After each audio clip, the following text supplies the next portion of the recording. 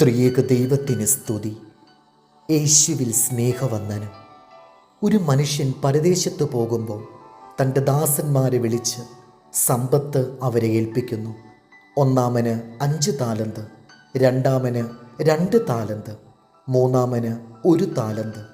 ഇങ്ങനെ ഓരോരുത്തർക്കും അവനവൻ്റെ പ്രാപ്തി പോലെ കൊടുത്തു. പ്രാപ്തി പോലെ എന്നു പറഞ്ഞാൽ വർദ്ധിപ്പിക്കുവാനും വ്യാപാരം ചെയ്യുവാനും ഓരോരുത്തരിലുമുള്ള കഴിവ് എന്നാണർത്ഥം. നമുക്ക് കുറഞ്ഞുപോയോ കൂടിപ്പോയോ എന്ന് തോന്നുന്നുണ്ടെങ്കിൽ, പലരും ദൈവരാജ്യത്തിനായി പ്രയോജനപ്പെടുന്നു, നാം പ്രയോജനപ്പെടുന്നില്ല എന്ന് തോന്നലുണ്ടെങ്കിൽ, നമുക്ക് വ്യാപാരം ചെയ്യുവാൻ പ്രയോജനപ്പെടുവാൻ കഴിയുന്ന അത്രയും താലന്ത് ദൈവം നമുക്ക് തന്നിട്ടുണ്ട്.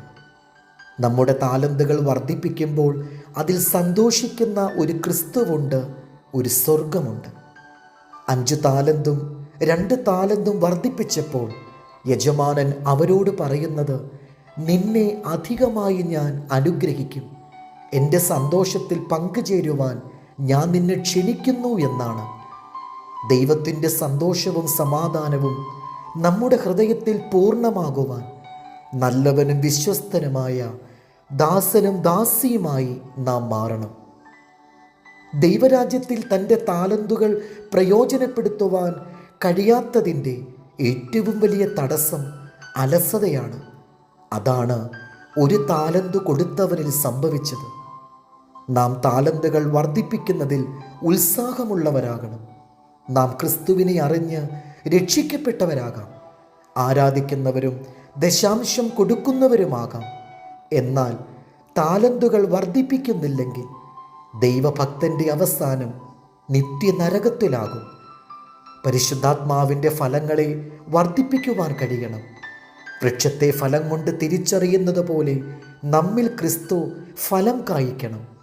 ക്രിസ്തുവിന് നമ്മോട് കരുണ തോന്നുന്നത് പോലെ നമ്മിൽ നിന്ന് കരുണ ആഗ്രഹിക്കുന്നവർക്ക് കരുണ കാണിക്കുന്നവരായി നാം മാറണം. നാം ആയിരിക്കുന്ന അവസ്ഥയിലും സാഹചര്യത്തിലും ദൈവരാജ്യത്തിന് സാക്ഷികളാകുവാൻ നമുക്ക് കഴിയണം. ദൈവരാജ്യത്തെ നാം സ്വപ്നം കാണുമ്പോൾ ഒരു രൂപാന്തരം നമ്മിൽ സംഭവിക്കുന്നു. നല്ലവനും വിശ്വസ്തനുമായവൻ എന്ന പേരിന് നാം യോഗ്യരായിത്തീരുന്നു. ഗലാത്യർ 5:1.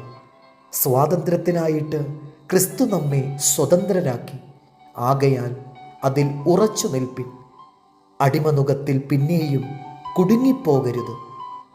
ദൈവം നമ്മെ അനുഗ്രഹിക്കട്ടെ. കർത്താവിൽ എളിയ ശുശ്രൂഷകൻ ഈരാളിലച്ചൻ.